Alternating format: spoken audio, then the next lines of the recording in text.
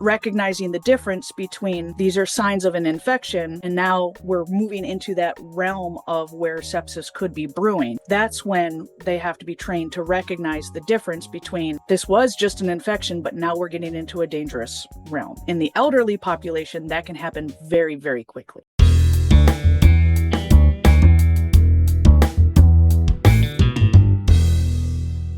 Hey out there, welcome back to the Nursing Home Abuse Podcast. My name is Rob. I'll be your host for this episode. Today we are talking all about recognizing the signs and symptoms of sepsis, talking about what the difference is between sepsis and any underlying infection. But we're not doing that alone. We had the fantastic Jessica Shaffer on with us today. It's going to be great conversation, so stick around for that. But before we get into that, it is now time for the nursing home regulation question of the week. And as always, it's your opportunity to listen to me beg for you to participate in this contest. I have thousands of these nursing home abuse coffee mugs that I thought were going to go like hotcakes, that people were going to like, oh yeah, I'll participate in your nursing home regulation question of the week for a chance to win this nursing home abuse podcast mug. But alas, that has not happened. So please, this week, participate. Get this mug. I've got 3 boxes of these things at my house, so please. How do you do it? Okay, here is the Gordian knot of an assignment for you. You have to go to our TikTok, which is at Justice for Residents. You're going to find the thumbnail that has the Office TV show on it, okay? You're going to comment your answer to this week's nursing home regulation question of the week, as well as whether you prefer the British or the American version of The Office. And for me, I prefer the American. I think I got 20 minutes into the British one, and it might as well have been in Chinese. I couldn't understand what anybody's saying. I don't understand the expression. I love Ricky Gervais, but I don't know. I guess I'm a simpleton in that what they say, like the American version is like the dumbed down version. Well, I guess I'm a dum-dum. But anyway, find the Office thumbnail, click your answer, put whether you like the American or British, and you're going to be entered or chosen randomly to win this mug. But random, if there's 0 or 1 participants, it's not really random, is it? So that was kind of British witty. Probably not. Anyway, the winner will be announced on Sunday on TikTok and our website, which is schenkfirm.com/podcast/giveaway. And it will be shipped at the end of the month. But let's be real, none of you are doing this. So let's get into the question. All right, so this week I'm going to say the difficulty level is hard because this question I think is more convoluted than normal, not necessarily because of the substance of the question. So here we go.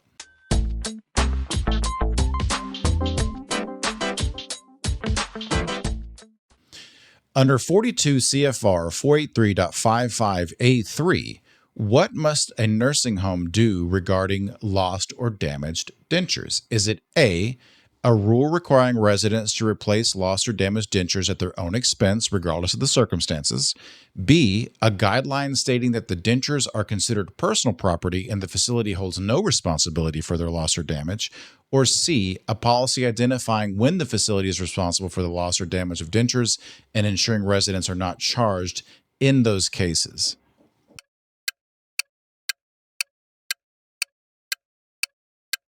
And the answer is C. The nursing home needs to have a policy that outlines when and when they are not responsible for when dentures are lost or damaged.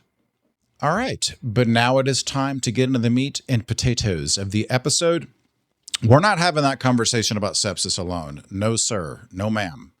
We are having that conversation with Jessica Shaffer, the fantastic Jessica Shaffer. Jessica is a U.S. Navy veteran and aviator with 25 years of tactical training and expertise that she applies to her nursing practice and consulting services at the aptly named Tactical Legal Nurse Consulting. She has a bachelor's degree in nursing and with experience in pre-hospital transport, medical, surgical, wound care, and emergency medicine.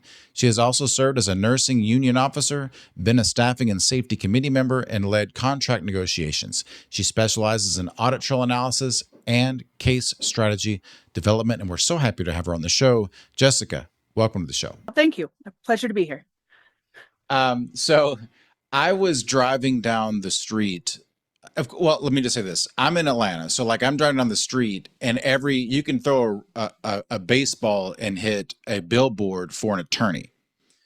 And for the first time that I've seen, usually it's like, one call whatever, or, been hit, call flit or whatever it is. I saw a billboard for the first time where it just said sepsis kills X amount of people every single day. And that was the billboard, and call whatever attorney. So I was like, well, that's interesting. I think it's probably a good idea because I don't know if the public really knows a lot about sepsis or septic shock. So that's why I wanted to have this conversation with you. So the first softball question for you, Jessica, is walk us through what sepsis is and why would there be a billboard about it? So sepsis is it starts as an infection, but the sepsis itself is an inflammation or inflammatory response within the body. So it can lead, it'll start as an infection, then the body reacts to that infection and things start to get inflamed, and that inflammatory response can continue to develop. If it develops, too much, or there's no intervention to stop that, inflammation process, then it can go into severe sepsis and ultimately septic shock. And so the difference between, early on sepsis and sepsis shock is organ damage or organ failure. So it can go from a very small infection all the way to organs are shutting down and people are done.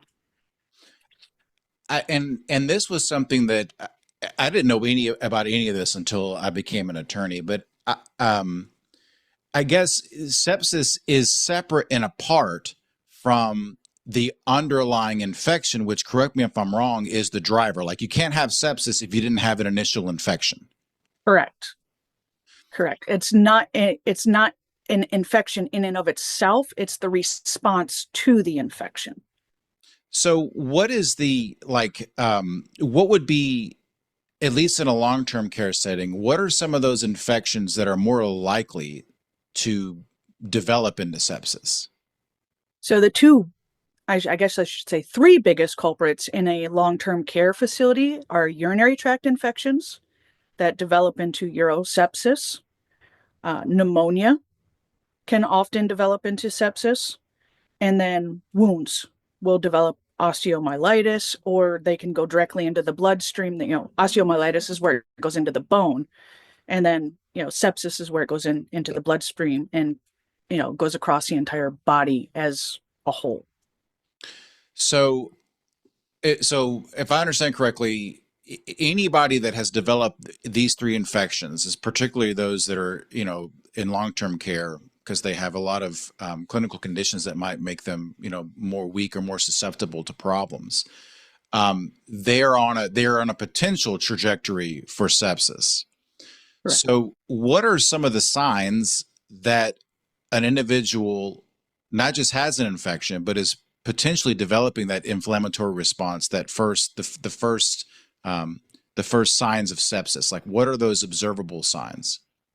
So I'll use urinary tract infections because that's the most common and often has the most the signs that are the most prevalent.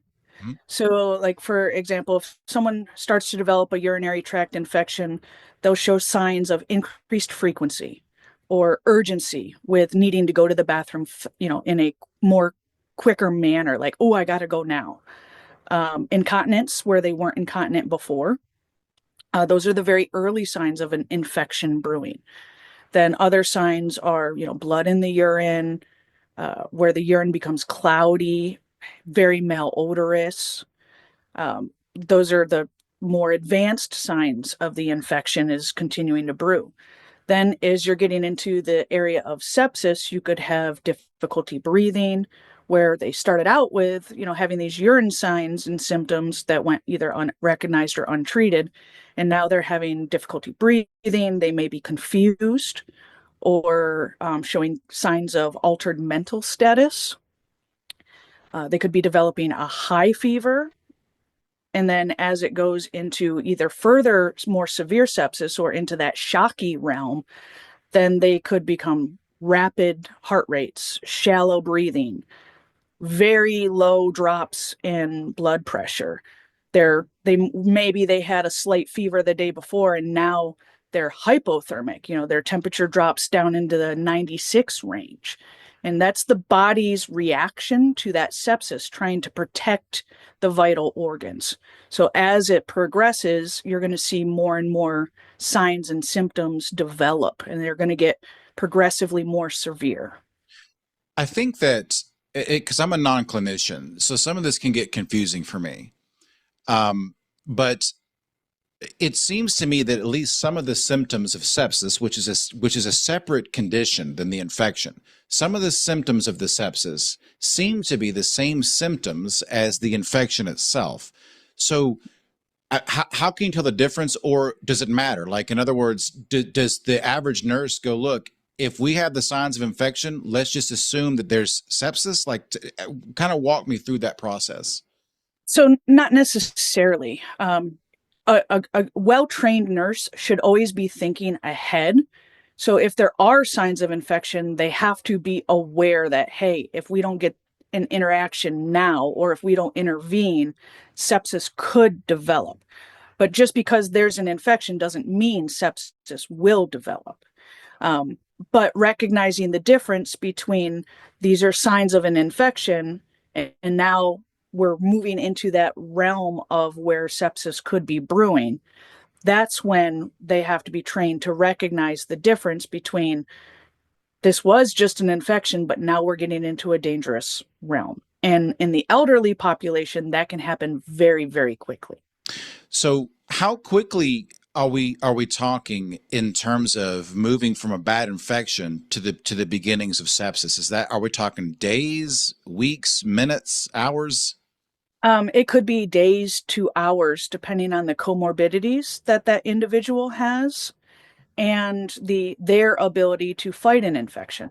So if it's a relatively healthy individual, they may be able to fight off sepsis for a long time. It could take, days, weeks, months, even if it's like a minor brewing, well controlled infection. Or if it's someone who's immunocompromised or on chemotherapy or frail or malnourished, there's, insert whatever comorbidity you want. Someone can go from a severe infection to sepsis in a matter of hours. So when you're talking about a well experienced um, tactical, if you will, nurse thinking ahead, you're thinking ahead potentially for hours, depending on what the clinical condition is of that particular resident. Like you got to be thinking, not weeks in advance, but maybe hours in advance. So tell me, walk me through that then. So what are the interventions that you're going to put into place typically for a resident that is showing those signs of sepsis? Is it, you're calling the attending physician for orders, or to walk me through that? Hopefully, you've caught the infection well before that ever happens. And I personally believe that urinary tract infections are one of the most preventable infections, especially in a long term care facility. But unfortunately, they tend to be the most prevalent.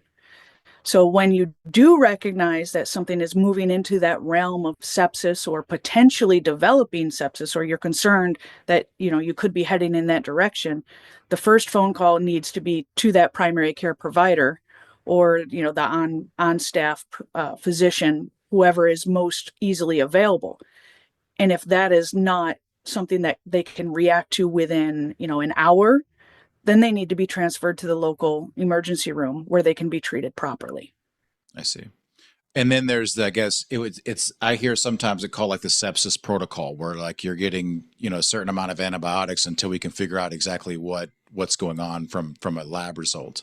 So, Correct. um, what kind of policies, like from a broader standpoint, what are some of the policies and procedures that a long-term care facility could put into place to minimize the risk and the injuries from sepsis? So if we work backwards, having a sepsis protocol in place that includes notifications, recognizing signs and symptoms, policies for hospital transfer, possibly starting fluids and, starting that broad spectrum antibiotics.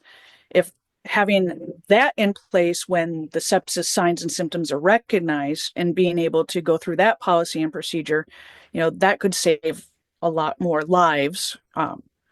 But in my opinion, it has to start way before that. It has to start on the other end of the spectrum. And those are policies and procedures that a lot of these facilities already have in place, but don't recognize as policies that could lead to sepsis, like hygiene, bathing, ensuring that, residents are getting their baths every week or bi-weekly, depending on the facility and the standards, doing proper skin assessments, making sure that there's proper nutrition in place, that we're pressure relieving, that we're preventing the infections from ever starting. So it has to be attacked from both ends of that spectrum. So we have to do the preventative work, and then we have to have the recognition and training to cover that middle ground. So making sure that there's staffing that's trained to recognize, the early signs of infection as well as the early signs of sepsis. We have to have proper assessments in place. We have to have licensed, certified caregivers, that are medically trained rather than just having, unlicensed care staff that may not understand that, when client A is more confused than he was today, it isn't just because he's aging, it's because he may have an infection brewing. Or when client B's dentures are no longer fitting properly and they've stopped eating and they've lost weight, that their body doesn't have the nutrients to fight off infections. So it's just as important to go from that full preventative spectrum as it is to recognizing the signs and symptoms of sepsis itself and being able to react appropriately. I see that you're a 25-year Navy veteran. How many of those years were as a nurse in the Navy? Zero. Okay. Zero. Right. So I was a naval flight officer. So Goose, Top Gun, if you're familiar with the movie. Cool. I had never wanted to do anything in healthcare. Most of my family was nurses, and I went off to do great things and fight for our country with my hair on fire, basically. But one of the things that I did while I was in the Navy, I was stationed on a small island out in Washington, and I joined our volunteer firefighting organization, the fire department, as an emergency response technician and EMT. And so I kind of fell in love with emergency medicine, and I did that for years. And then when the Navy told me I had to grow up and get a real job, I didn't want to do the, tactics and strategy that I had been doing for the 25 years that I was serving and work for a 3-letter identifier, the FBI, CIA, NIS, any of those fun things. I wanted to do something different. And so I took, my emergency medicine training. I said, well, maybe I'll go do something in medicine. I went to nursing school, fell in love with nursing school, and the nursing profession, and then slowly developed my nursing career, and then started applying all of my tactics and strategy training to analyzing medical records and doing root cause analysis and the breakdown of these larger hospital systems and these nursing home systems to identify, where the problems are. And so I kind of combined that, in military intelligence and nursing intelligence. And, this is where I am today. That's an amazing story. And Jessica, thank you again so much for coming on the show and sharing your knowledge with us. Absolutely. Anytime. Well, folks, I hope that you found this episode educational and entertaining. If you did, please let us know. If you have an idea for topics that you would like for me to talk about, please let me know that. If you have any suggestions for people that you would like for me to talk to, let me know that as well. New episodes of the Nursing Home Abuse Podcast come out every single Monday. And please don't forget that I have a million of these coffee mugs. So if you just let me know, you want, it's yours. I mean, have them all. Well, who am I? So enter the contest, please. And with that, folks, we'll see you next time. Thanks for tuning in to the Nursing Home Abuse Podcast. Nothing said on this podcast, either by the host or the guest, should be construed as legal or medical advice, nor is intended to create an attorney-client relationship between the host or their guest and the listener. New episodes for now are available every other Monday on Spotify, Apple Podcasts, or on your favorite podcast app, as well as on YouTube and our website, nursinghomeabusepodcast.com. Again, that's nursinghomeabusepodcast.com. See you next time.